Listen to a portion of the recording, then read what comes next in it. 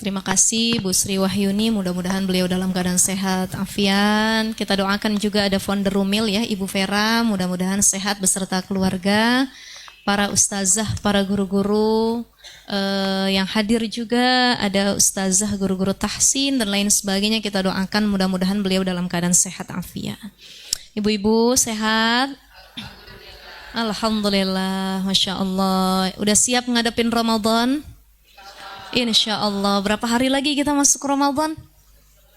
10 hari lagi, ya Allah. Alhamdulillah. Doa kita jangan ketinggalan. Allahumma barik lana fi Rajaba wa Sya'bana wa ballighna Ramadana wa hassil maqasidana. Ya Allah, berkahi kami di bulan Rajab, di bulan Sya'ban ini. Wa ballighna Ramadan, sampaiin kami ya Allah ke bulan Ramadan. Sehat, afiat, panjang umurnya, bisa menikmati indahnya bulan Ramadan. Wa hassil maqasidana, mudahin setiap niat baik, hajat yang kami inginkan. Karena berapa banyak orang yang dikit lagi masuk Ramadan, qadarullah wa masya'a fa'ala, umurnya nggak sampai. Saya punya kawan semalam baru dapat kabar sehat afiat, punya anak kecil, masuk ICU. Tiba-tiba kayak stroke sebelah, masuk ICU, begitu dicek ternyata kena jantung sama paru-paru. Ya Allah ya Rabb, padahal baru nikah, baru punya anak, ya barulah merasakan kehidupan berumah tangga gitu ya. Nah itu sekali lagi artinya apa? Usia nggak ada yang tahu. Makanya kita mintanya wa ballighna Ramadan. Sebab apa? Ibu-ibu sekalian, para jamaah Rumil yang saya cintai, para sahabat Nabi itu kalau sebelum Ramadan mereka udah doa dari 6 bulan sebelum Ramadan. Wa ballighna Ramadan, ya Allah sampaiin kami ke bulan Ramadan, ya Allah ballighna Ramadan. 6 bulan sebelumnya udah doa. Kita doanya pas masuk Rajab sama Sya'ban doang. Itu juga kalau lagi ngedenger guru kita baca Allahumma barik lana fi Rajab, baru inget gitu ya.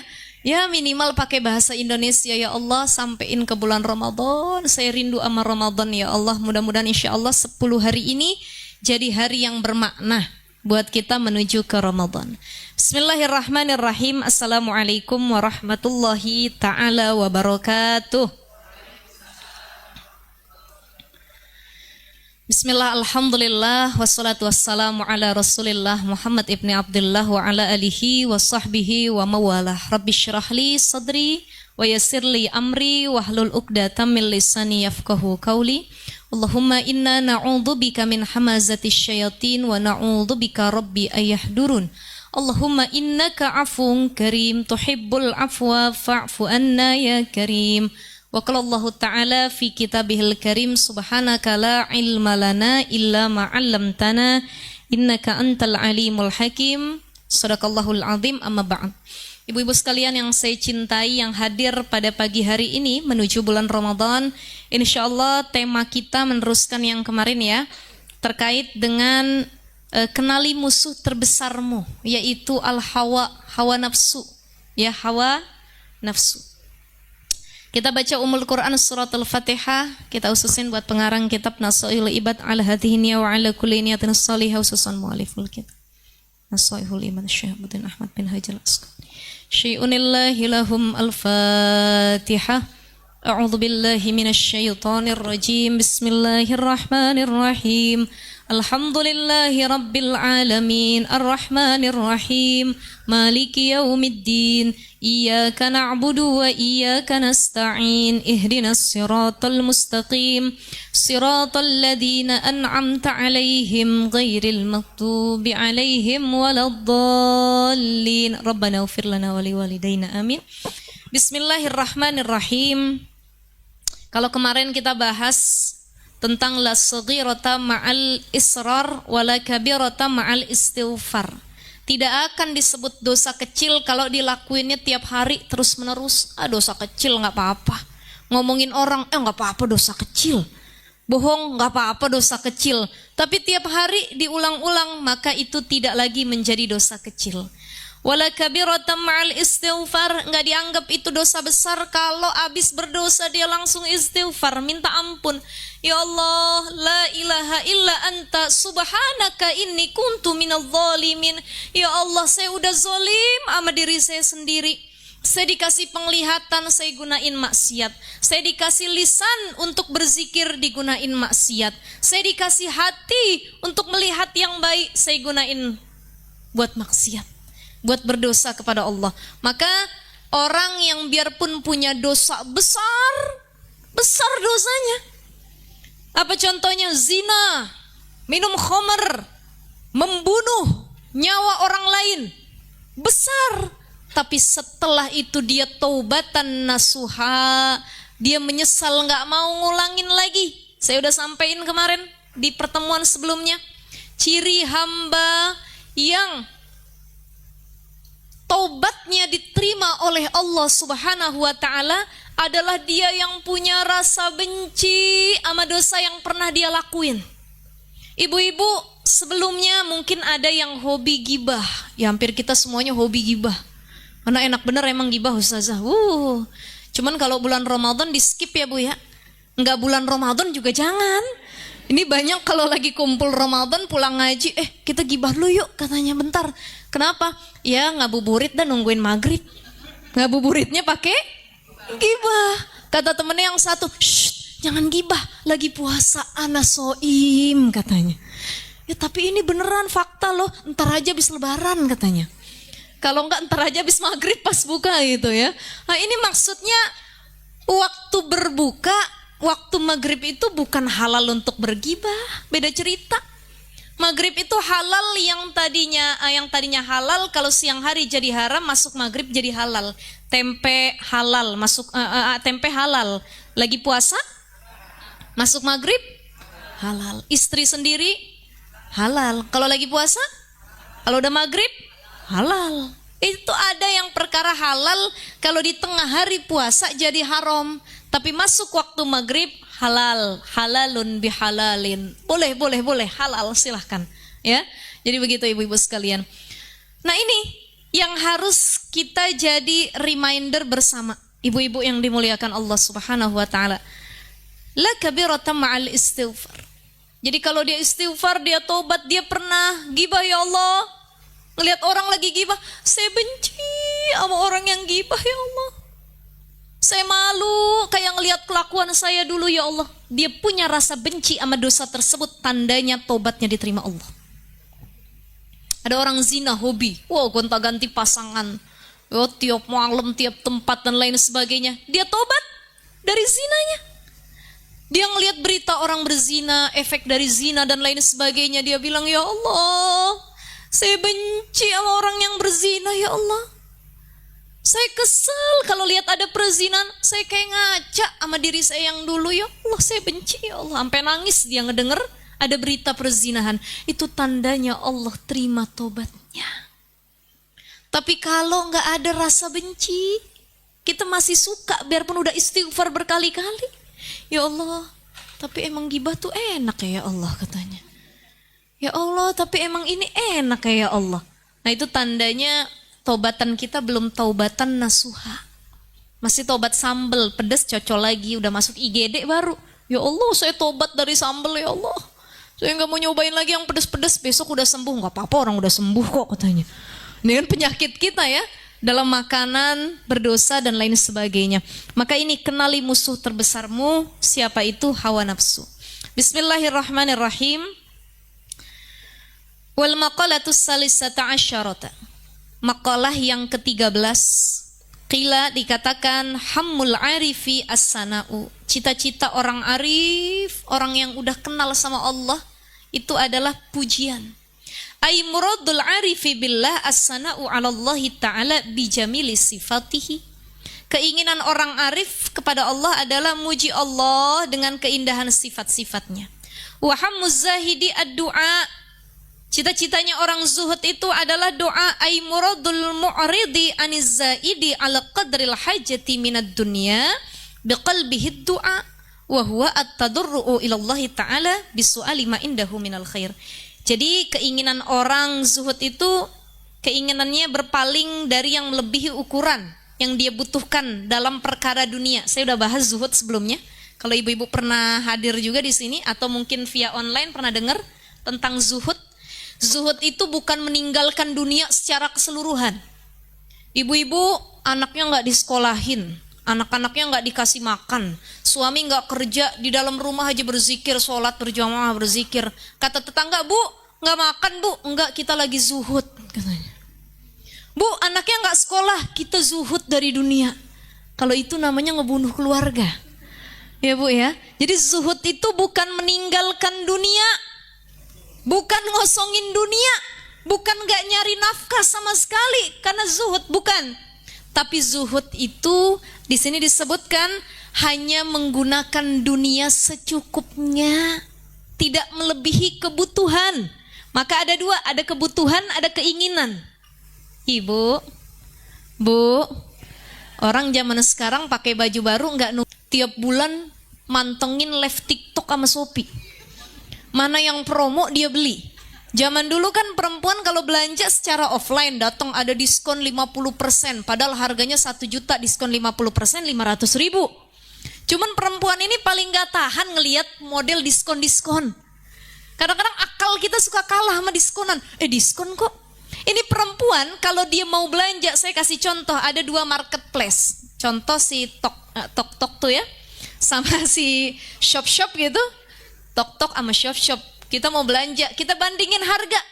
Mana yang dapat gratis ongkir sama potongan. Oh, ternyata si Shop dapat gratis ongkir, Tok enggak. Cuman kalau potongan gedean Tok nih. Itu perempuan cuman beda 1.000 sama 2.000 aja dia amatin. Dia timbang-timbang. Ya Allah. Nah bedanya, ini saya pernah dengar satu obrolan ya. Bedanya laki-laki sama perempuan kalau belanja di marketplace. Laki-laki itu kalau belanja dia nyari harga yang murah, tapi dia akan bayar berapapun biarpun ongkirnya mahal. Berapa ongkirnya? 30.000, nggak apa-apa. Kalau ibu-ibu, dia akan cari baju dan perkara yang mahal, yang murah juga, dan dia akan teliti ongkirnya juga. Padahal cuma beda 1.000 sama 2.000. Tapi dibandingin TikTok, Shopee, Tokped, aduh pusing pala yang mana ya? Aduh, sampai dikalkulatorin, oh ini yang lebih murah. Oh, Masya Allah, makanya saya bilang kalau kita buka aplikasi marketplace, jangan lupa baca ta'awuz. A'udzu billahi minasyaitonir rajim. Karena pasar itu tempatnya setan. Ini kan pasarnya pasar online. Setannya lebih banyak daripada pasar offline. Ya Bu ya. Kalau pasar offline, Bu Haji mampir, Bu Haji, wah cakep bener nih baju Manohara keluaran terbaru Bu Haji. Modelnya motifnya begini dan lain sebagainya. Nggak bisa kena tiup sama pedagang dibilang diskon, beli, itu kan perempuan tuh. Ini nggak ada yang niup, langsung hawa nafsu kita yang niup. Buka Shopee, ke Tokped, cakep nih, masukin keranjang. Makanya penyakit ibu-ibu, keranjang Shopee-nya penuh semua, tapi kagak ada yang dibeli. Begitu masukin keranjang udah penuh, dihapus lagi. Ya saya juga begitu sama Bu ya. Masukin aja dulu, bayarnya ya nanti belinya. Cuman jangan sampai hilang nih barangnya begitu ya. Begitu barangnya udah habis, ya Allah kenapa kemarin gak saya check out ya katanya. Ini ya Allah ya Rahman. Jadi zuhud itu dia bisa membedakan antara kebutuhan dan keinginan. Ada istilah frugal living zaman sekarang. Orang hidupnya tuh ya sebutuhnya aja, frugal living. Dia pakai baju cuman punya, ada namanya kapsul wardrobe ya.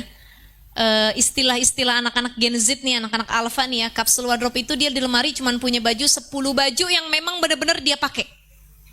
Yang nggak dipakai disortir, disedekahin. Jilbab yang nggak dipakai sortir, sedekahin. Kita semua kita tumpuk. Model jilbab segi 4, pasmina, model kaos. Ada yang dililit-lilit taruh anting kanan kiri. Ada yang taruh bros di sini ujung-ujung.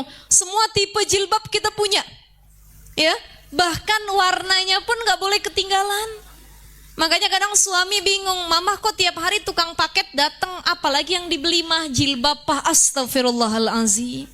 Dibuka sama suami lemari mah jilbab mama udah 1 lemari. Warna apa sih yang mama beli? Warna merah, Pak. Kayak saya pakai ini, ya. Warna merah. Ya Allah, mah merah udah banyak, Pak. Merah ada berbagai macam. Ada merah bata, merah maron, merah darah, merah delima. Oh, perempuan kudu punya semua, harus matching sama pakaiannya. Allahu Akbar. Kalau paketnya nggak nyampe-nyampe dia risau. Itu dilihat, oh lagi nyangkut di cakung nih katanya, belum nyampe-nyampe. Nyampe cakung, belum nyampe-nyampe. Ustazah paham bener ya, saya juga belanja online. Ya cuman itu. Ibu-ibu sekalian lihat mana kebutuhan, mana keinginan. Saya udah pernah sampein begini. Ciri orang yang mendekati zuhud itu, dia tahu mana yang jadi kebutuhan, mana yang cuman hawa nafsu, keinginan. Oh, ini mah keinginan. Ibu lihat jilbab cakep, tas cakep, masukin dulu ke keranjang, jangan langsung dibeli. Jangan langsung beli pakai promo, potongannya banyak. Tunggu dulu, masukin keranjang. 3 hari berturut-turut, bahkan 1 minggu, ibu buka terus keranjang itu, lihat, muhasabahin kira-kira gini. Butuh apa cuman pengen? Butuh apa cuman pengen? Butuh apa pengen ya? Oh butuh, emang benar butuh ini. Kalau emang benar-benar butuh, udah berkali-kali kita lihat, berarti itu kebutuhan. Tapi kalau butuh pengen, yang ini masih bisa dipakai, ini mah pengen berarti kayaknya. Maka lihat, nah orang zuhud itu zaman sekarang ada orang-orang zuhud era modern tadi yang punya prinsip frugal living. Ya biarpun dia duitnya banyak, depositnya banyak, emasnya banyak, hartanya banyak, gajinya besar, 3 digit ke atas, tapi dia nggak serta-merta mubazir hidupnya, nggak serta-merta hedon. Kenapa? Dia tahu mana kebutuhan, mana keinginan. Ini juga sudah masuk dalam kategori zuhud. Jadi zuhud itu bukan ibu naik ke atas gunung, ke puncak cari tempat sepi. Ibu nggak bergaul ansos sama siapapun, nggak mau nyari kerja, nggak mau makan, dia doa aja, ya Allah saya zuhud, ya Allah, ya Allah saya zuhud sampai mati, dia begitu. Nah itu bukan zuhud namanya, nyiksa diri, ya Bu ya. Jadi zuhud itu adalah tahu mana kebutuhan dan mana keinginan. Nah ini li'anna hammal arifi rabbuhu las-sawaba walal jannah. Apa bedanya orang arif sama orang zuhud? Dua-duanya sama-sama mulia. Cuman yang paling susah ini jadi orang arif. Apa orang arif itu? Las-sawabu walal jannah. Orang arif itu yang udah kenal sama Allah, yang udah benar-benar menghadirkan rasa cinta kepada Allah. Las-sawaba walal jannah, ya Allah, saya nggak ngarep lagi pahala sama surga, ya Allah, enggak.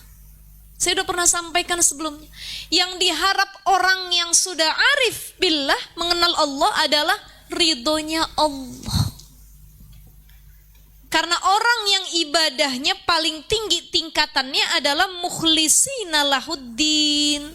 Orang yang kalau ngerjain kebaikan, nolong orang, amal ibadah, melakukan apapun ya, maka dia niatnya karena Allah, bukan karena yang lain. Ada orang sedekah masih niatnya karena balasan dunia. Ya Allah saya sedekah 1 juta berharap 1 M saya dapat. Kan ada yang begitu ya. Ada yang saya sedekah 50.000 berharap saya dapat 500 juta. Itu masih harapannya dunia. Ada lagi yang harapannya surga. Ya Allah saya beramal karena saya pengen merasakan bidadari surga. Karena saya pengen ketemu kalau ibu-ibu bidadara. Ya, jangan laki-laki saya yang di dunia ya Allah, ganti ngapa kalau di surga katanya. Tuh harapan saya pengen dapat surga. Harapannya masih sebatas surga sama pahala. Nggak salah sih, cuman ada tingkatan yang lebih tinggi di atas rata-rata. Dan jarang orang yang begini, ya Allah saya ibadah, saya sholat, saya puasa, saya sabar ngadepin suami, saya sabar ngedidik anak, saya taat sama orang tua, saya sabar menghadapi ujian hidup. Bukan pengen nyari apapun, ya Allah, satu ridho kaya Rabb, pengen ridhomu. Karena nanti ada orang-orang yang masuk surga, udah masuk nih, jannatu adnin tajri min tahtihal anhar khalidina fiha abada, masuk surga. Oh, buah apapun tinggal metik, makanan, kenikmatan, kelezatan dia rasain. Tapi tiba-tiba para penghuni surga sedih, nggak tenang. Ditanya sama Allah, madza turidun? Kalian yang tinggal di syurga udah dapat syurga. Udah enak syurga nih. Ya Allah, betah kalian di sini. Apalagi yang kalian mau? Kata Allah, madza turidun? Maka berkata para penghuni syurga, ridhaka ya Rabb. Kami pengen ridhomu ya Allah. Kami nikmatin syurga. Kami dapat semua kesenangan syurga. Tapi kami gak tahu siapa yang punya syurga ini. Gak mau yang punya syurganya ketemu sama kami ya Rabb. Ibu main ke rumah saya. Pengen ketemu sama ustazah katanya. Main silaturahim. Tapi saya gak menemuin ibu. Saya kasih makanan, minuman, makan siang. Ustazahnya mana? Gak mau ustazahnya ketemu. Sakit gak hati kita, Bu? Ya Allah, saya emang nyampe sih ke rumahnya ustazah. Cuman saya gak mau ketemu dianya sama saya. Sama kayak kita masuk syurga Allah. Ya Allah, dikasih semuanya sama Allah. Tapi kita gak tahu yang punya syurga ini mana. Ridhaka ya Rabb. Makanya ibu-ibu yang lagi sulit ngadepin ujian hidup nih. Yang lagi sabar, ya Allah saya sabar punya penyakit, saya sabar ngadepin suami, ngadepin anak, ngadepin masalah. Ya Allah gak ada yang saya tuju kecuali dapat redho-Mu. Hidup, mati, dapat redhonya Allah. Itu tujuan utama. Jadi orang arif yang udah kenal sama Allah, dia ibadah di dunia ini bukan lagi ngarep yang lain-lain. Allah dia bilang. Allah, Allah, Allah. Allah, Allah, Allah, Allah, malana maulan siwallah, kullama nadaitu yahu, qala ya abdi ana Allah. Itu ada syairnya Bu, Masya Allah. Kita manggil Allah, Allah, Allah, Allah, malana maul. Ya Allah, kami gak ada apa-apanya kecuali sebaik-baik penolong kami Allah. Sebagaimana dalam kitab ini nanti disebutkan, kullama nadaitu yahu, setiap kami manggil mana Tuhan kami, mana Allah, maka Allah berkata, qala ya abdi ana Allah. Wahai hambaku nih, aku Allah. Sampai Allah mau ketemu sama kita, anallah, aku Allah, kata Allah. Nih, ya kesenangan dunia, syurga mah belum apa-apanya dibanding ketemu Allah. Makanya ada dua. Kita mau masuk bulan Ramadan. Farhatani, lisaimi farhatani. Ada dua kebahagiaan bagi orang yang berpuasa. Pertama, farhatun inda nutqi. Bahagia pas buka. Ya Allah, bahagianya bukan main ya Bu ya. Yang tadinya ditahan-tahan dari siang, lihat HP, buka handphone, ada iklan sirup, ada iklan es campur, makanan. Tuh biasanya kenapa kalau lagi puasa yang muncul makanan aja ya Bu ya. Sampai kita bilang pokoknya nanti jelang berbuka mau beli yang kayak gini nih katanya. Pokoknya nanti ada kayak gini nih. Diembat semua. Akhirnya kenyang, terawihnya kagak. Tidur habis maghrib. Ya Allah ya Rabbi. Nih sering banget kita begitu. Ngeliat lagi puasa. Begitu berbuka. Ya Allah, Allahumma laka sumtu wa bika amantu ala rizkika aftartu birahmatika ya arhamar rahimin. Atau kita doa dhahabadh dhama'u wa batalatil uruq wa sabatal ajru insyaallah minum. Alhamdulillah, ya Allah nikmatnya buka puasa. Insyaallah.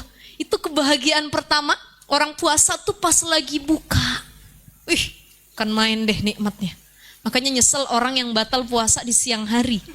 Dia nggak ngerasain nikmatnya berbuka tuh, ya. Biarpun air putih rasanya sudah menghilangkan rasa penasaran dia untuk berbuka.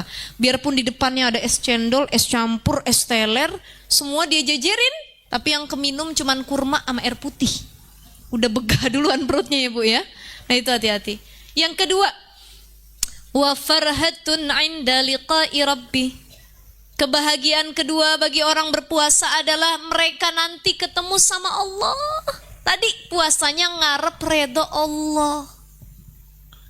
Bukan karena dipuji sama manusia. Jadi kan ada puasa yang wajib Ramadan, semua kita ngelakuin. Tapi yang susah ini ngelakuin puasa sunnah. Apa puasa sunnah apa saja? Satu, pengulangan tahun Arafah, puasa Asyura, puasa Tasu'a, puasa 10 hari bulan Zulhijjah, puasa 6 hari di bulan Syawal. Ini namanya pengulangan tahun tiap tahun. Ya masih gampang kita kerjain. Ada yang kedua, takoruri syuhur, pengulangan bulan. Ayyamul bid 13, 14, 15. Masih gampang juga. Tiap tanggal 13 sampai 15 puasa. Ada lagi pengulangan minggu. Senin Kamis. Ini udah yang wah hebat nih orang kalau udah dawam Senin Kamis, tiap minggu dia puasa. Dan yang keempat adalah puasa Daud. Ini tingkatan rata-rata. Karena buat puasa Daud godaannya besar, Bu. Ibu-ibu hari ini puasa, besok buka. Begitu mau puasa lagi Bu Haji, besok arisan ya Bu Haji. Kabarnya ada empek-empek, gorengan, bakso Malang katanya. Dalam hati nggak jadi dah puasa, besok banyak makanannya gitu ya. Nah ini sulitnya kita. Nah itu, ada 4 puasa. Dan ada puasa yang diharamkan. Puasa apa yang diharamkan? Puasanya seorang istri bighairi izni azwajihinna, tanpa izin suami. Jadi kalau ibu-ibu puasa izin dulu sama suami. Kenapa? Takutnya siang hari suaminya punya hajat. Enggak ustazah, suami saya kerja kantor pulangnya maghrib. Ya kalau jam 3 tiba-tiba dia pulang, bagaimana? Ya bentar ya 2 jam lagi ya katanya. Mah tolong mah ini hajatnya lebih penting dibanding yang lain. Mama cuman puasa Senin Kamis sunnah, hajat papa wajib. Mana yang didahulukan? Yang wajib. Makanya itu kalau mau puasa, apalagi puasa sunnah, izin dulu dari malam. Ya kan perempuan yang solihah tuh apa-apa izin sama suami. Dia mau keluar rumah aja melangkahkan kaki izin. Izinnya bagaimana ustazah? Ada orang yang memahami perintah izin ini secara tekstual, geget. Ya, karena dibilang kata Nabi selangkah kaki perempuan keluar dari rumah harus dengan izin suami. Maksudnya apa? Kalau ke perkara-perkara yang tidak biasa. Ibu-ibu biasa jemput anak ke warung, izinnya dirapel dari pertama. Udah dikumpul, ayah pokoknya tiap pagi jam 7 mama izin ya antar anak. Jam 12 jemput anak. Kalau mama telat berarti anaknya minta jajan dulu. Ya. Nah itu sudah dari awal suami udah tahu aktivitas sehari-hari. Ada istri yang benar-benar Masya Allah memahami ayat ini dengan sebenar-benarnya. Dia teleponin suaminya. Ayah, papa lagi rapat di kantor. Tolong dulu angkat. Kenapa? Angkat dulu, mama mau izin. Ya mah kenapa pak? Izin mama pengen ngangkat jemuran depan rumah. Allahu Akbar kata suaminya, tibang angkat ngizin dulu. Karena dia saking takutnya melangkahkan kaki keluar rumah, kan harus pakai izin suami. Sampai mau nyapu halaman rumah aja izin dulu. Ayah mama izin nyapu ke depan ya, angkat jemuran ya. Lah kalau itu mah gak usah perlu izin. Ya Bu ya, yang perlu izin adalah perkara yang kadang di dalamnya bisa maslahat, bisa mafsadat. Ibu pergi ngaji ke rumah orang tua, main, melipir, jalan-jalan, kemudian reunian, ya kan? Apalagi ada si doi yang dulu kita kesemsem sama dia. Apa nggak cemburu laki itu ya? Makanya penting ibu-ibu sekalian yang dimuliakan Allah harus izin suami, bukan hanya keluar rumah tapi puasa. Ya, tapi kalau puasa Ramadan, suami suruh batalin, suaminya yang dosa. Kenapa? Karena harus bayar kafarat. Ini kan menjelang Ramadan biar dibahas sedikit ya ibu-ibu ya. Apa kafaratnya?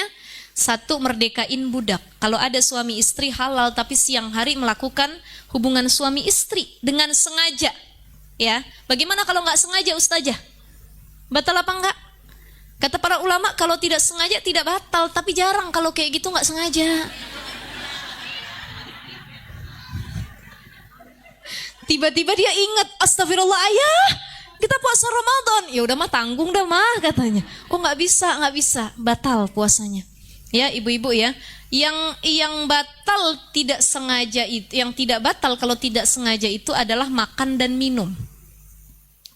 Ibu-ibu makan minum, ya sengaja batal. Tapi kalau nggak sengaja tiba-tiba sama suami jalan-jalan ke rumah makan Padang, udah nambah 2 piring nih.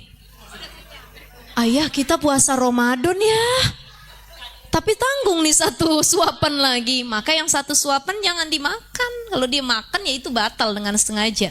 Yang tadi kan lupa. Nih ulama berbeda pendapat.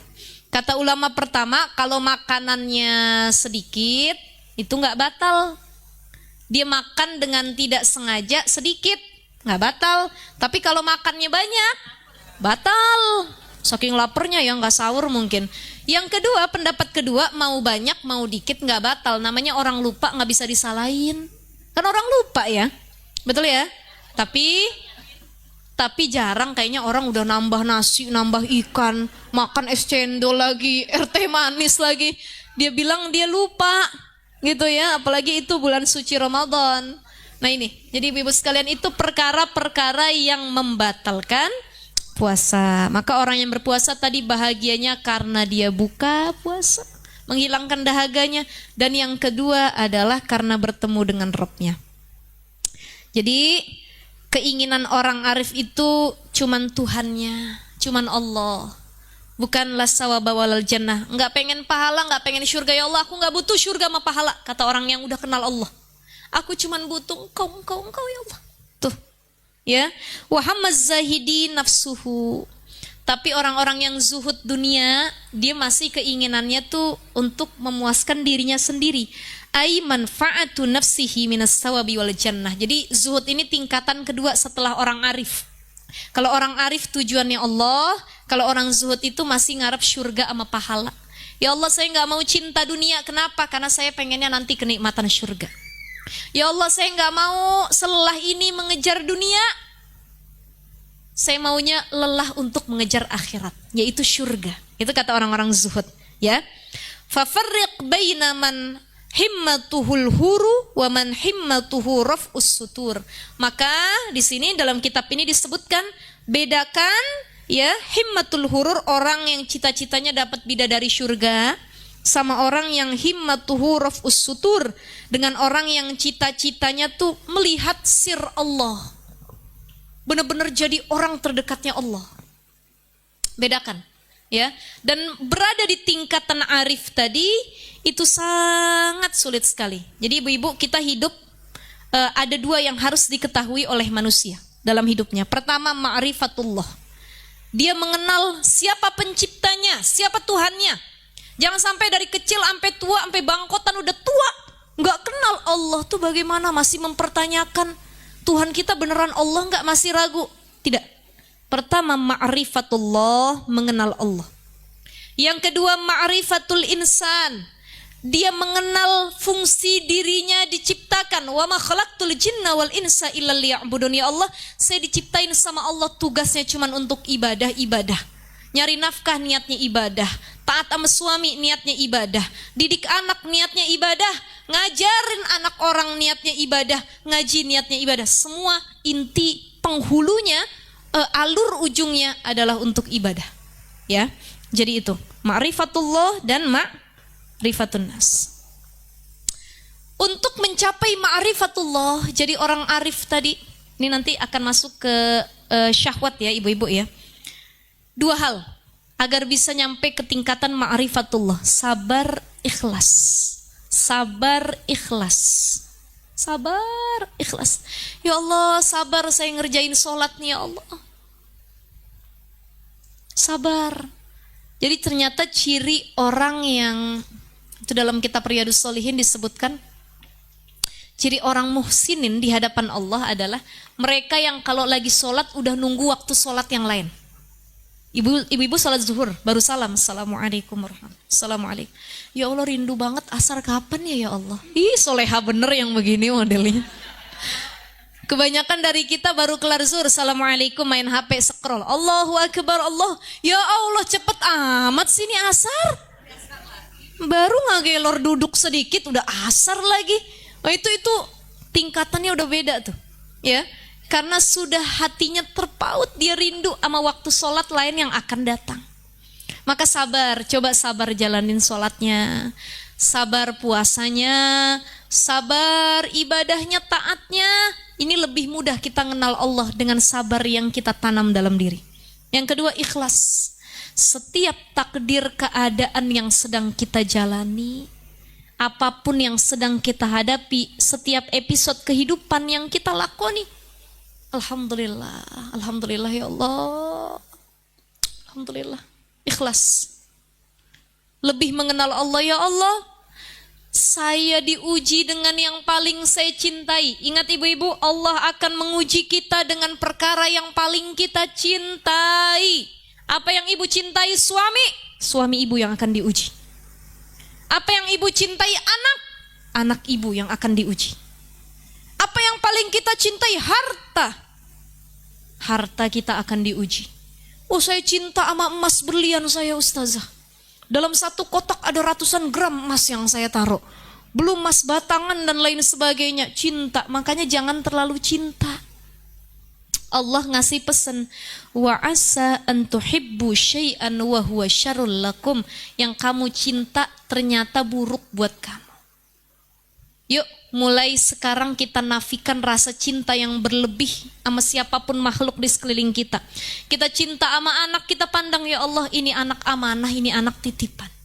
Kita cinta sama suami, ya Allah, suami saya titipan dari Allah. Jangan terlalu cinta, jangan. Nanti dari suaminya yang diuji. Maka banyak ketika orang diuji dengan pasangannya, suaminya diambil sama, apa sekarang lagi rame bahasanya itu? Hah? Enggak, ada lagi bahasa yang lain. Lagi viral tuh apa? Ani-ani. Gayungping. Ada aja bahasanya. Ya, Insya Allah ya, bahasa-bahasa begitulah ya. Ada yang diuji dengan hal-hal demikian. Ada suaminya meninggal. Ada saya punya jamaah, dia cerita, ustazah, saya dulu selama hidup rumah tangga, saya terlalu bergantung sama suami. Sampai saya punya kerjaan, saya berhenti. Ya saya, ya nggak apa-apa. Maksudnya dia pengen jadi istri solihah. Saya mendedikasikan waktu saya sepenuhnya untuk ngurus suami saya. Sampai saya nggak punya skill apapun, nggak punya. Karena saya berharap suami saya hidup saya gitu. Qadarullah suaminya meninggal. Gelagapan, ya Allah gimana? Saya nggak bisa hidup tanpa suami saya. Karena dia bergantungnya sama makhluk, bukan Allah. Dihianatin sama suaminya, sakit hati, ya Allah, diambil orang. Kenapa? Kita terlalu mencintai makhluk Allah. Sang penciptanya marah, kata Allah, kamu cinta banget sama makhluknya. Coba kamu lebih cinta sama aku. Tuh, makanya ikhlas.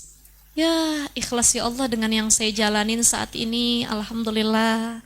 Ini lebih mudah kita untuk mengenal Allah ya. Jadi tinggal pilih ibu-ibu pengen jadi orang zuhud apa arif. Tapi mudah-mudahan kita sampai ke tingkatan arif tadi insyaallah ya. Wal maqalatur rabi'ata asyrata. Maqalah yang ke-14 an ba'dil hukama, dari sebagian orang-orang hukama, orang-orang bijak. Ai attiba'il qulub, yaitu mereka para pengobat hati, dokter-dokter hati. Wahum al-auliya, para waliullah. Man tawahhama anna lahu waliyan aula minallahi qalat ma'rifatuhu billah. Siapa saja mentawahama, siapa saja yang membayangkan annalahu waliyan, bahwasanya ia punya penolong yang lebih utama minallahi, dari Allah, qalat ma'rifatuhu billah, maka sedikit pengetahuannya tentang Allah. Artinya jarak kedekatan dia sama Allah tuh jauh. Kenapa? Dia merasa ada tempat bergantung selain Allah. Ada suami saya, ada orang tua saya, ada ini dan lain sebagainya. Dia lupa tempat bergantung paling utama Allah. Hasbunallah wa ni'mal wakil, ni'mal maula wa ni'man nasir.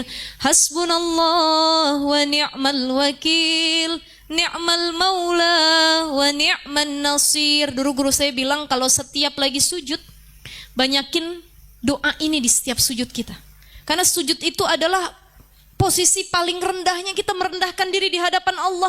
Kita lagi minta tolong sama Allah. Hasbunallah wa ni'mal wakil. Ya Allah, gak ada penolong untukku selain Engkau ya Allah.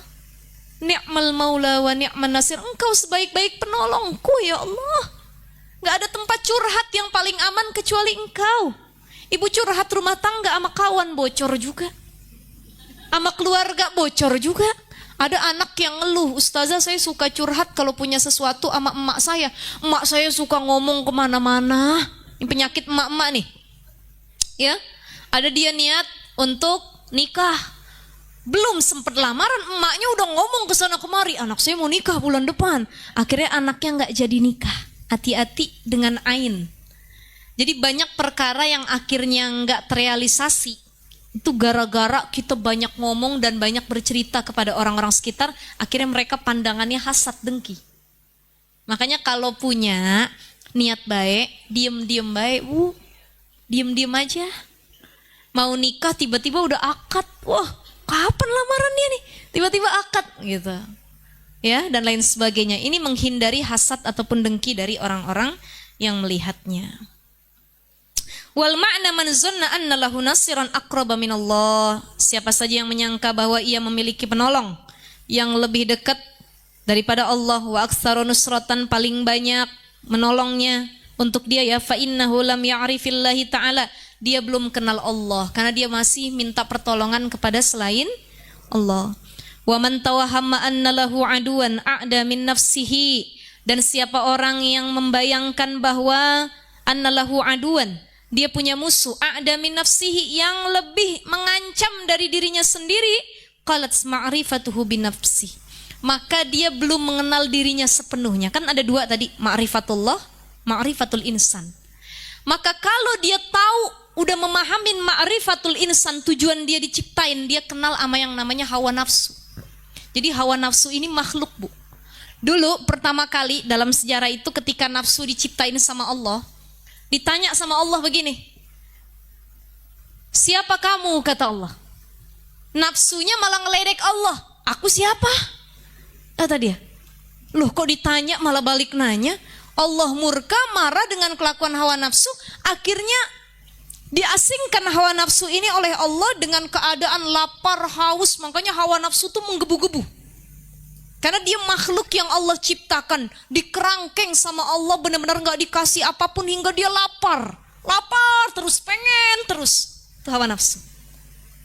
Ketika udah merasakan lapar, ditanya lagi sama Allah, siapa aku? Baru dia mengakui adanya Allah, Tuhan yang menciptakannya. Itu hawa nafsu. Makanya kalau kita ma'rifatul insan, kenal diri kita diciptain, kita kenal sama hawa nafsu. Ya Bu ya? Kenal sama hawa nafsu. Jadi ada 3 makhluk Allah yang bisa dilihat tingkat kesabarannya. Ini kelihatan dari bagaimana cara dia mengelola hawa nafsunya.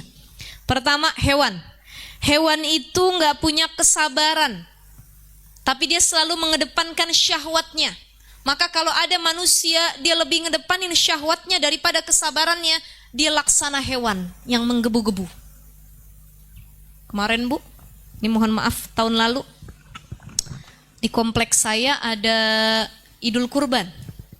Di mana-mana ada Idul Kurban tuh, hari raya Idul Kurban. Itu kambing dijejerin mau dipotong semua. Ada satu kambing yang kerjaannya, mohon maaf, melecehkan kambing-kambing yang lainnya. Ini agak vulgar juga ya Bu ya. Saya malu juga karena dilihat sama anak-anak waktu itu. Tapi ya Allah, nih kambing agresifnya bukan main Bu. Saya sampai bilang sama petugas ini masjidnya, Pak Ustadz tolong itu dipindah, kena lagi korban yang lainnya. Kambing, padahal dia udah tahu mau dipotong, kawan-kawannya pada diem, matanya berkaca-kaca ya. Karena apa? Udah tahu mau dipotong, lah dia mah nggak ingat mau dipotong. Ini kan gambaran manusia yang sifatnya hayawan, kayak hewan, dia nggak tahu kalau ajal udah deket. Nafsunya aja terus dikeluarin. Wah, Masya Allah. Itu kambing, la ilaha illallah. Ada 5 kambing yang jadi korban Bu. Sampai dikejar-kejar. Ini kalau masuk berita viral saya rasa waktu itu. Ya, ya Allah ya Rahman. Ini gambaran bahwa hewan itu nggak sabar. Sekalipun dia sudah di ujung ajalnya, dia tetap mengedepankan syahwat. Allahu Akbar. Sampai ada satu korbannya tuh, kambing maksudnya ya. Satu korban kambingnya tuh, sampai dia tuh, ya Allah Akbar katanya. Akhirnya yang satu nih yang paling lemes udah paling akhir aja dipotongnya, ada kesian itu. Ya Allah ya Rahman. Ini jadi yang pertama, layaknya hewan, nggak punya sabar tapi dia ngedepanin syahwat. Yang kedua, malaikat ini punya keinginan tapi nggak punya syahwat. Jadi malaikat tuh makhluk yang tidak punya syahwat ya. Makanya keinginannya itu, malaikat tuh punya keinginan, tapi keinginannya cuma satu, ma'rifatullah, dekat sama Allah, kenal Allah, memuji Allah. Itu dalam ayat Al-Quran disebutkan, la ya'sunallaha ma amaruhum wa yaf'aluna ma yu'marun. Kerjaan malaikat itu cuman taat sama Allah, nggak pernah membangkang kepada Allah, tiap hari tasbih, subhanallah, subhanallah, subhanallah, subhanallah, subhanallah, bihamdi, subhanallahil azim. Itu malaikat, keinginannya cuman dekat sama Allah, nggak pernah maksiat, nggak punya dia syahwat. Yang ketiga, manusia. Manusia ini lahir pertama kali dengan memiliki keinginan, ya. Nah, termasuk syahwat. Ada yang manfaat keinginannya, ada yang nggak manfaat. Jadi sebenarnya syahwat itu apa ya? Ada positif negatifnya. Kalau manusia nggak punya syahwat berabe juga, Bu. Betul ya? Kita dikasih syahwat betul, tapi bagaimana cara kita mengelola syahwat tersebut? Ini yang harus jadi pembelajaran. Jangan kita doa, ya Allah hilangkan syahwatku, hilangkan syahwatku, hilangkan syahwat suamiku, akhirnya dia yang nangis. Jadi bukan begitu doanya. Bukan, ya Allah berilah kemudahan kami untuk mampu mengelola syahwat yang kami miliki. Bukan dihilangkan. Orang gak punya syahwat, Bu Haji makan, saya gak punya keinginan makan katanya. Bu Haji nikah, saya gak punya keinginan nikah, dia bilang. Syahwatnya dicabut. Jadi dampak positif dari syahwat adalah dia mampu menyalurkan keinginannya selagi itu bermanfaat untuk diri dan orang-orang sekitarnya. Tapi terkadang syahwat ini membuat mafsadat, kerusakan, ya, membuat kerusakan. Ya, syahwat ini berkaitan dengan an-nafs, nafsu. Jadi nafsu itu dalam Al-Quran ada 3. Yang pertama, amarah, nafsu amarah, zalimun li nafsi. Nafsu atau syahwat, keinginan yang akhirnya ngezolimin diri kita sendiri gara-gara keinginan kita. Kita udah tahu zina tuh haram, tapi gara-gara kita punya nafsu yang gak bisa dikontrol, akhirnya habis zolim sama diri kita sendiri. Yang perempuan dia berzina, habis masa depannya. Dia MBA, married by accident, diaborsi, kena penyakit kelamin dan lain sebagainya. Yang laki-laki juga sama, kena penyakit berbahaya. Baru efeknya itu menzolimi dirinya sendiri. Ya, jadi begini, kalau biar kita takut, ibu-ibu sekalian pernah ada yang nanya sama saya, Ustazah gimana sih kiat-kiat biar kita takut melakukan dosa tersebut? Misal, saya ambil contoh kayak zina. Orang tuh gak akan takut kalau cuma dengar kata wala taqrabuz zina, jauhi zina, jangan deket-deket sama zina, jangan deket-deket. Kata orang, apa sih? Ayat Qur'annya cuma gitu doang bunyinya. Emang kalau zina kenapa? Akhirnya banyak orang yang melakukan zina. Betul? Maka sebelum melakukan itu, lihat impact dari zina. Coba pas mau bikin dosa atau zina tersebut, ya Allah, ternyata dengan sakit ini bisa merubah kita. Ada orang yang akhirnya gak mau zina lagi pas udah kena penyakit kelamin. Ada yang kanker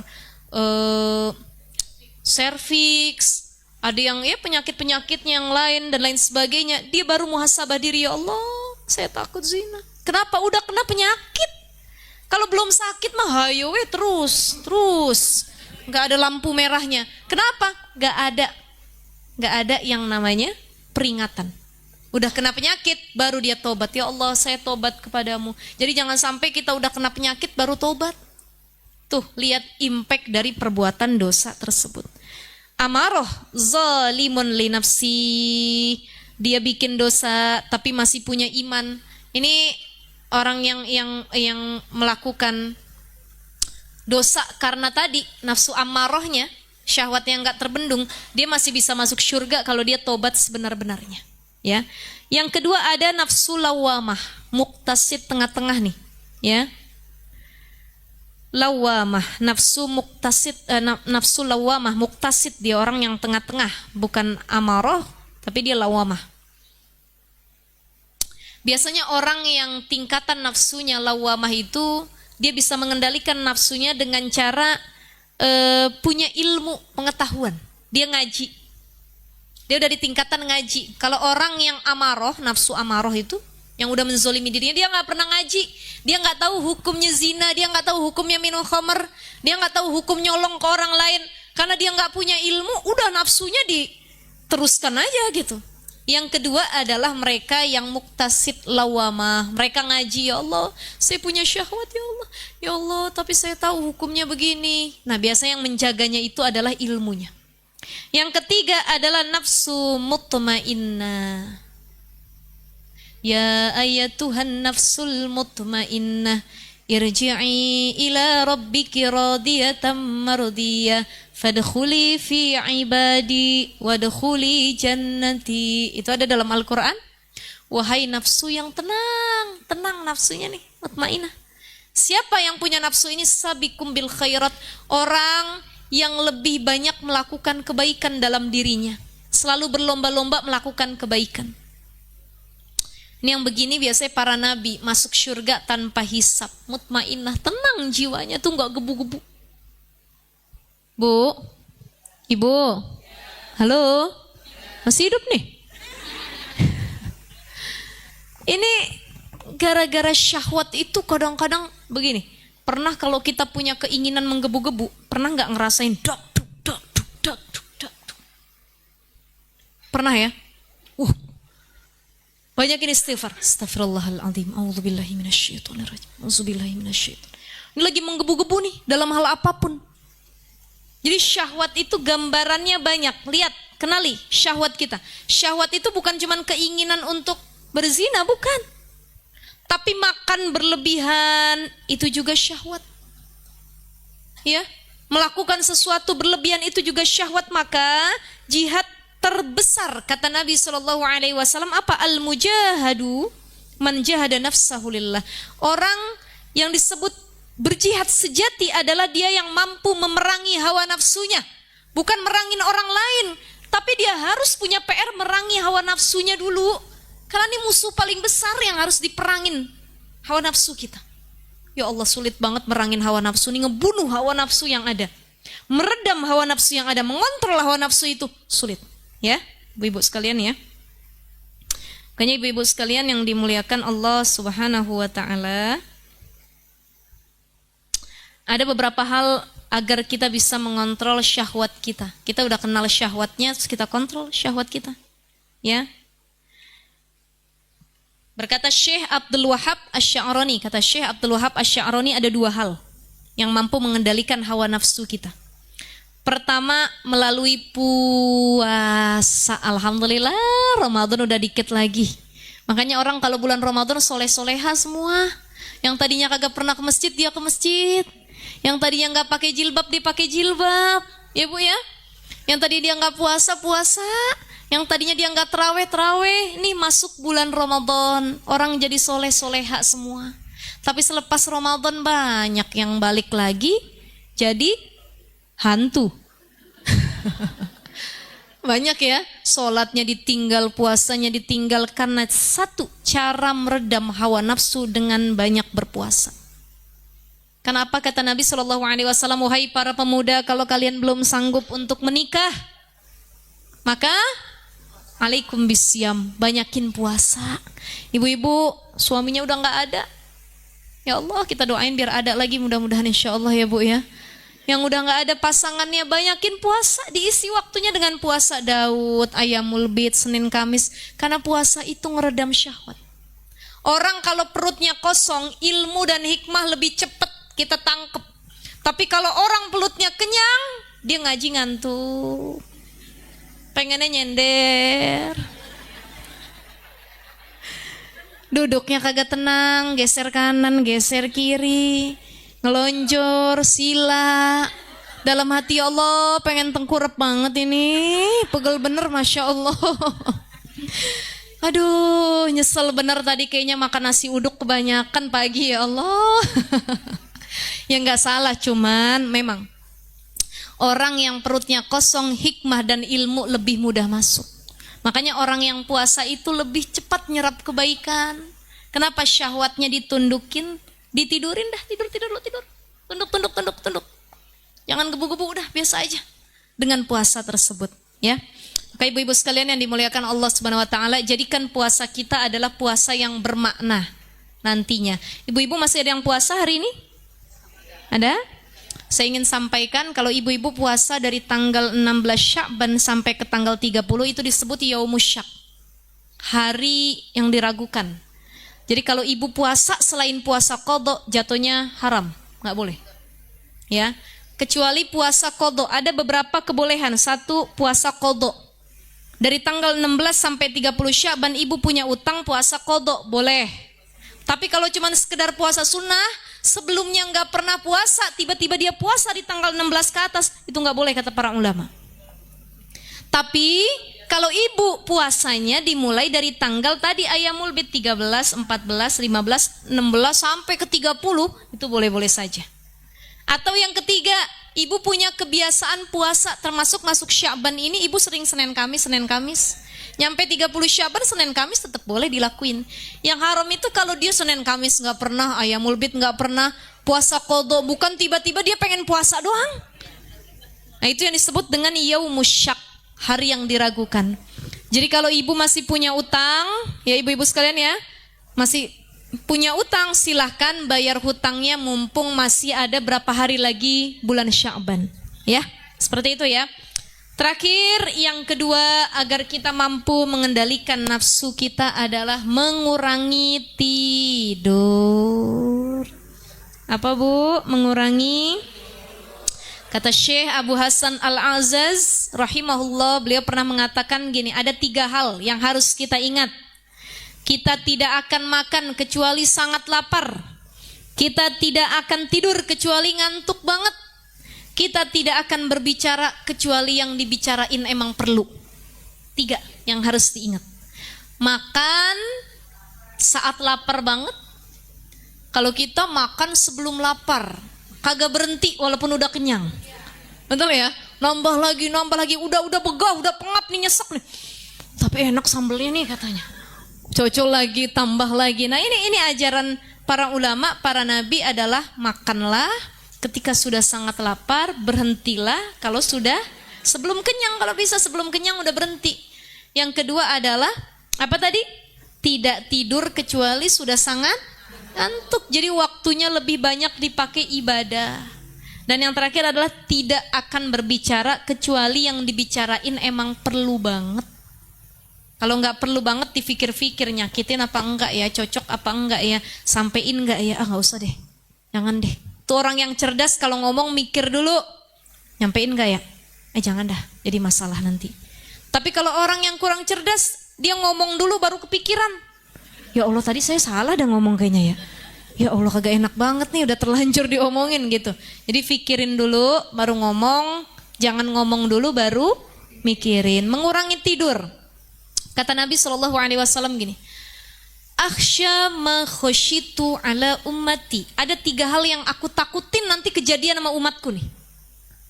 Apa saja? 1, kasrotun naum. Banyak tidur mulu, pelor, asal nempel, molor, baru begini tidur, nonton tidur, semua tidur, ngaji tidur, Masya Allah. Ini kata Nabi yang paling ditakutin. Umatnya jadi kasrotun naum, tukang tidur. Yang kedua, kibarul batni. Umat Nabi perutnya pada besar. Sumpah pada ngecek perut, besar apa enggak ya? Tapi besar perutnya bukan karena emang besar gitu, bukan. Kibarul batni di sini maknanya dia banyak makan perkara yang haram, masuk ke dalam perutnya, besar perutnya karena menampung perkara yang haram, zat yang haram. Nih kata Nabi, kibarul batni, toma, rakus, semua dipengenin. Bu, ibu, apa hukumnya ngantongin kue dari pengajian?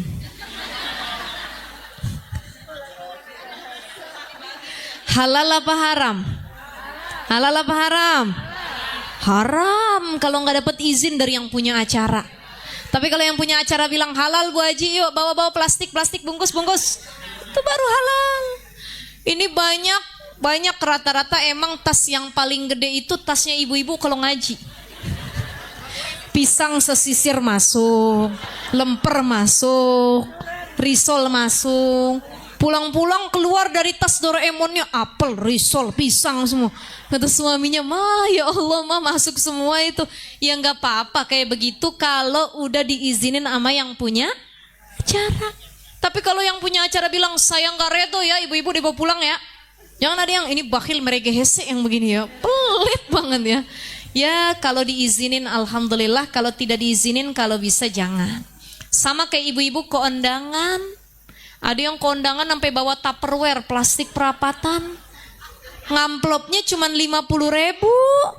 Tapi satu keluarga sama cucunya dibawa semua. Kita makan siang bareng-bareng yuk katanya. Anak pertama ngambil rendang, yang kedua ngambil acar, yang ketiga ya Allah ya Rahman. Nyampe kondangan udah kita ngebungkus, kita gibahin pengantennya lagi. Shh, kenapa? Tuh lihat alisnya mencong sebelah katanya. Ini mah murahan tuh muanya kayaknya. Iya tuh kayaknya ya. Bedaknya udah ini katanya luntur-luntur dan lain sebagainya. Ya Allah ya Rabbi, banyak dosa kita. Dosa kita ngomongin orang yang ngundang. Yang kedua dosa kita karena ya tomak tadi. Kita ngambil sesuatu tapi belum izin dari sohibul hajat. Kalau yang punya acara bilang ambil silahkan, mangga. Bawa pulang ibu-ibu, bawa ayo, ambil silahkan. Ya, tapi kalau kita ngumpet-ngumpet nyuri-nyuri, nah itu yang disebut dengan at-tam'u yuzilul haya, sifat toma, rakus, menghilangkan rasa malu.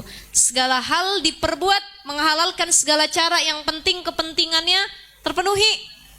Dapat jabatan, dia toma. Oh, yang penting saya dapat jabatan. Saya kepilih pilkada, saya kepilih jadi pemimpin. Toma, semua hal dihalalin. Saya bisa ini, saya bisa itu, toma, hati-hati. Jadi yang kedua, kalau pengen syahwat kita lebih terkendali adalah kurangi tidur. Kurangi tidur, alaikum biqiyamil lail dalam kitab Minahus Saniyah. Banyakin bangun malam. Jadi tidur malam sedikit, banyakin bangun malam, banyakin istighfar, banyakin zikir. Ini lebih mudah untuk mengontrol hawa nafsu yang ada dalam diri kita. Ya, ibu sekalian ya. Insya Allah mudah-mudahan kita udah lebih kenal sama hawa nafsu kita. Kita kenal hawa nafsu pun adalah makhluknya Allah. Yang kalau makin kita turutin, makin dia ngebangkang, makin menjerumuskan kita kepada dosa. Jadi ternyata dosa besar, dosa kita tuh bukan faktor terbesarnya karena gangguan setan, bukan. Tapi karena hawa nafsu. Ada orang yang bikin dosa karena hawa nafsu. Setan ketawa, kata setan, tuh lihat yang itu tuh, kenapa? Belum gue godain tuh katanya. Tapi udah terjerumus dia sama hawa nafsu dah. Enak bener kerjaan saya kata setan, orang saya belum goda dia udah bikin dosa sendiri gitu kan. Tapi ada yang orang tuh pintar mengelola hawa nafsunya. Setan itu penuh usaha dan effort yang luar biasa. Aduh susah banget godainnya katanya. Kenapa? Hawa nafsunya dia kelola dengan baik nih. Susah dibisikinnya. Jadi insya Allah mudah-mudahan kita jadi tingkatan yang tadi ya Bu ya. Yang pandai mengenali hawa nafsu kita dan mampu mengelolanya dengan sebaik mungkin. Baik, saya kembalikan kepada moderator. Kalau ada sesi tanya jawab silahkan. Baik, masih ada waktu Ustazah? Baik, silakan bunda-bunda yang mau bertanya.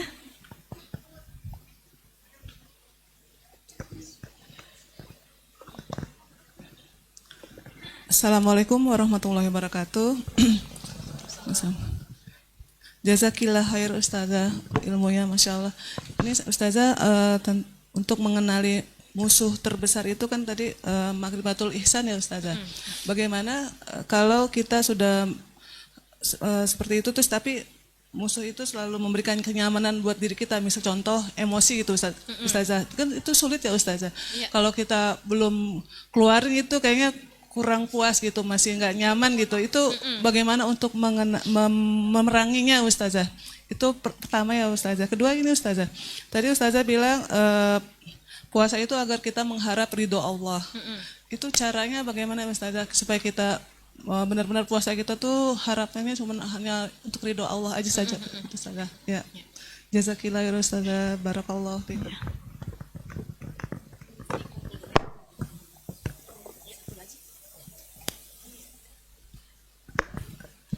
Assalamualaikum Ustazah. Waalaikumsalam warahmatullahi wabarakatuh. Pertanyaan saya satu aja nih Ustazah. Qadarullah anak saya yang paling kecil kemarin punya hutang puasa tuh 14 hari. Dia sakit terus kemudian haid. Nah kemarin udah sempat ganti tapi terus dia sakit lagi gitu mimisan. Jadi jalan keluarnya gimana ya Ustazah? Apakah saya boleh bayar fidyah atau saya boleh bantu ganti puasanya? Baik. Kasih ya, saya jawab dari ini dulu ya. hutang puasa, cara bayarnya 3, qadha, fidyah, kafarot. Siapa yang bayar qadha? 1 orang yang sakit dan sakitnya ringan, ada harapan sembuh. Kalau masih sakitnya ringan, demam, pilek, mimisan, atau yang masih ringan lah, ya itu harus tetap qadha, nggak boleh fidyah. Nggak boleh fidyah, jadi harus tetap qadha gitu. Kemudian siapa lagi? Orang yang musafir dalam perjalanan, ibu-ibu mudik nanti di perjalanan, makanya cari waktu mudiknya malam. Jangan sengaja siang hari biar kagak puasa udah. Ya tapi tetap walaupun boleh nggak berpuasa, ibu harus qadha, ganti. Yang ketiga siapa? Yaitu orang yang muntah dengan sengaja, orang yang membatalkan puasa dengan sengaja, orang yang haid nifas, maka dia harus mengqadha puasanya. Nggak boleh bayar fidyah, tapi qadha. Yang kedua bayar fidyah. Siapa yang bayar fidyah? 1, syuyukh.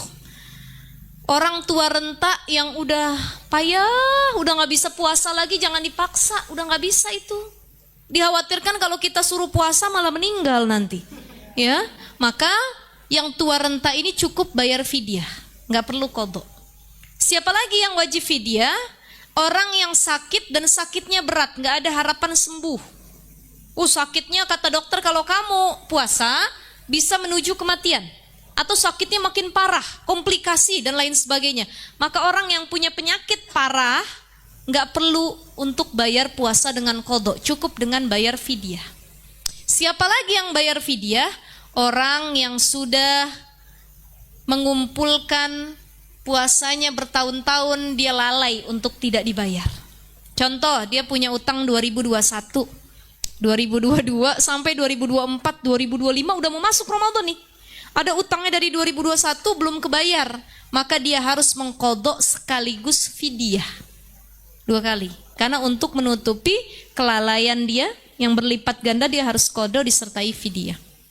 Jadi kalau masih sakit di skip dulu aja nggak apa-apa, tapi nanti bisa dibayar misalkan ba'da Ramadan, cuman dengan fidyah juga, karena sudah Ramadan yang kemarin kan, melewati Ramadan tahun ini dengan bayar fidyah juga, cuman tetap harus diqadha. Nggak ada gugur masalah qadhanya, itu harus tetap ya. Kayak ibu hamil dan menyusui, ibu nggak cukup fidyah. Ibu dulu masih muda mengandung, menyusui, hamil lagi, nyusuin lagi, hamil lagi. Kan ada yang begitu, 5 tahun berturut-turut ninggalin Ramadan gara-gara hamil lagi gitu ya. Maka ini nggak cukup dengan fidyah.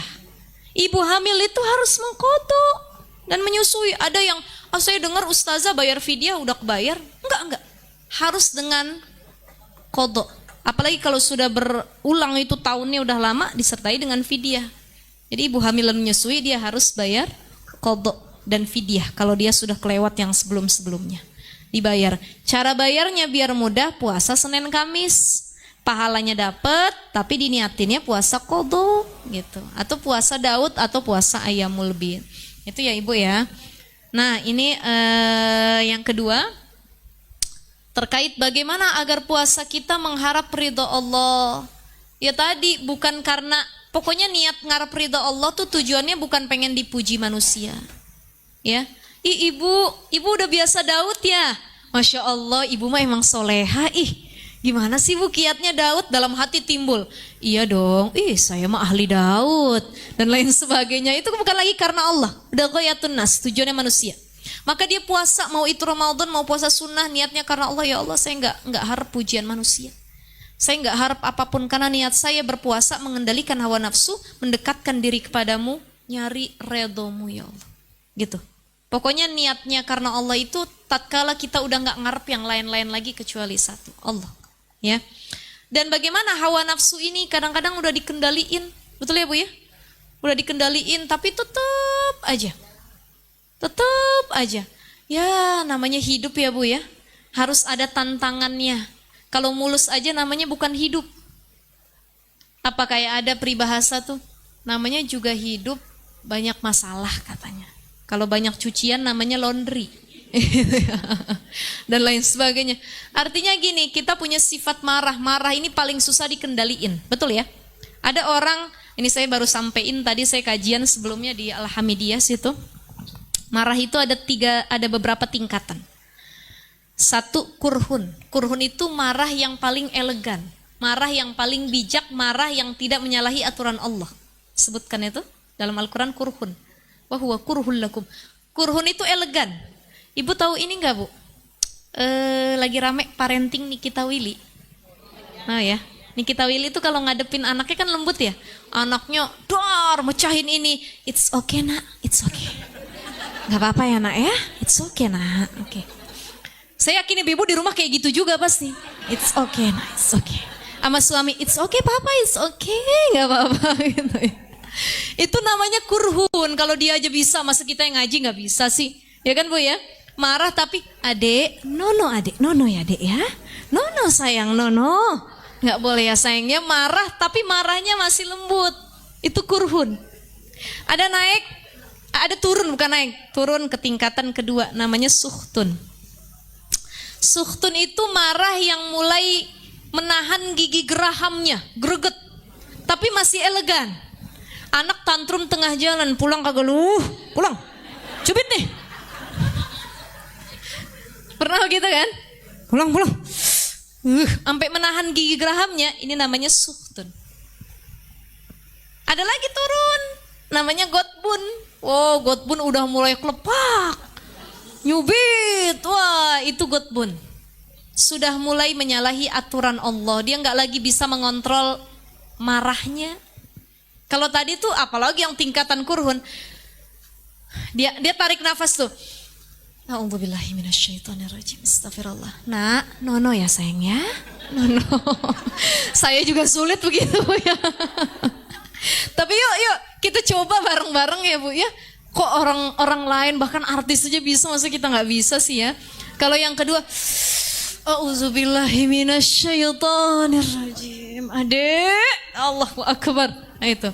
Tapi yang ketiga udah mulai nggak bisa nahan gigi gerahamnya, udah nggak bisa. Kelepak, cubit, ditarik, sini. Kamu ya. Nah itu udah mulai gotbun. Dan di tingkatan gotbun ini banyak yang hilang akal. Anaknya digebukin, mana ada video, Viti anaknya berantem, ya, digebukin sama emaknya bolak-balik, anak perempuan tuh ya Allah. Ya kita ibu-ibu pernah juga mungkin nyubit anak, mukul anak, habis itu kita nangis sendiri. Ngeliatin anak kita, ya Allah nak maaf ya nak, nggak sengaja cuman tadi ngeselin banget emang nah, gitu ya. Itu gotbun. Nah ada tingkatan paling hina lagi, namanya laknatun. Udah main fisik, maki-maki lagi. Doa ini yang kagak baik, marah sama anaknya. Ya Allah mudah-mudahan besok hilang kamu ya. Dicolong kamu sama orang, kamu biar aja. Hilang kamu biarin. Akhirnya anaknya hilang doa emaknya. Jadi doanya sudah yang buruk, laknatun. Maka tadi memanage rasa marah, ta'awuz, a'udzubillahi minasyaiton. Nafsunya lagi menggebu-gebu, setan yang ngebisikin, ngembusin, bukan ngembus nih, setan ngipas. Apa. Dah, a'udzubillahi minasyaitonir. Tarik napas. Kalau lagi diri, duduk. Lagi berantem sama suami, duduk suami, duduk Pak, duduk. Udah duduk masih berantem, telentang. Udah telentang masih berantem, hah? Selimutan. Ambil air wudhu, karena air wudhu itu bisa menghilangkan kemarahan. Udah wudhu ustazah masih marah juga, siram dah kalau gitu dah. Sholat sunnah wudhu 2 rakaat, banyakin minta ampun sama Allah. Insya Allah itu cara-cara meredam kemarahan kita ya. Intinya tantangan tetap ada, cuman kita yang pembiasaan itu insya Allah mulai bisa kita laksanakan. Baik ibu-ibu, karena sudah jam 12, kita baca Quran suratul Fatihah. Kita minta sama Allah, ya Allah ampuni dosa kami ya Allah. Menjelang bulan suci Ramadan ini ya Allah, terima amal baik kami. Sehatkan badan kami, panjangkan umur kami, jadikan kami hamba-hamba yang salihah ya Allah. Hamba-hamba yang taat, yang takwa, yang pandai mengelola syahwat yang ada dalam diri kami ya Allah. Nastaghfirullahaladzim, nastaghfirullahaladzim. A'udzu billahi minasyaitonir rajim. Bismillahirrahmanirrahim. Alhamdulillahi rabbil alamin, hamdan syakirin, hamdan na'imin, hamdan yuwafi ni'amahu wa yukafi mazidah. Ya Rabbana lakal hamdu kama yanbaghi li jalali wajhikal karim wa 'azimi sultanik. Allahumma salli ala Sayyidina Muhammad wa ala alihi Sayyidina Muhammad. Allahumma innaka afuun karim tuhibbul afwa fa'fu anna ya karim. La ilaha illa anta subhanaka inni kuntu minal zalimin. Ya Allah, ampuni dosa-dosa kami ya Allah. Dosa yang disengaja ataupun dosa yang tidak disengaja ya Allah. Dosa kami, dosa pasangan kami, dosa anak cucu keturunan kami, dosa kedua orang tua kami, dosa guru-guru kami ya Allah, dosa kerabat-kerabat kami. Ampuni ya Allah, baik yang telah berlalu ataupun yang baru saja kami lakukan ya Allah.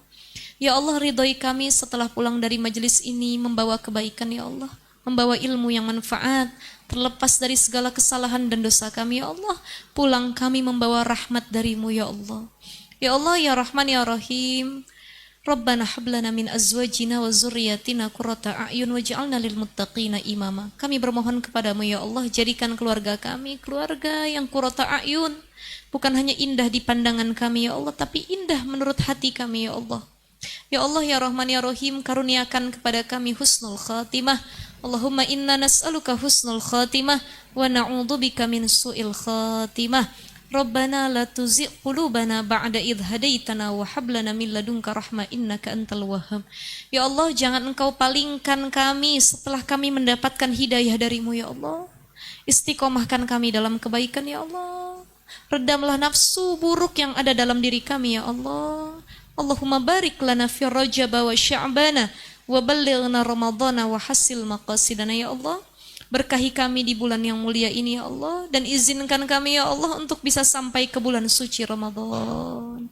Rabbana atina fid dunya hasanah wa fil akhirati hasanah wa qina adzabannar. Walhamdulillahi rabbil alamin. Assalamualaikum warahmatullahi wabarakatuh. Waalaikumsalam warahmatullahi wabarakatuh. Jazakallahu khair Ustaz.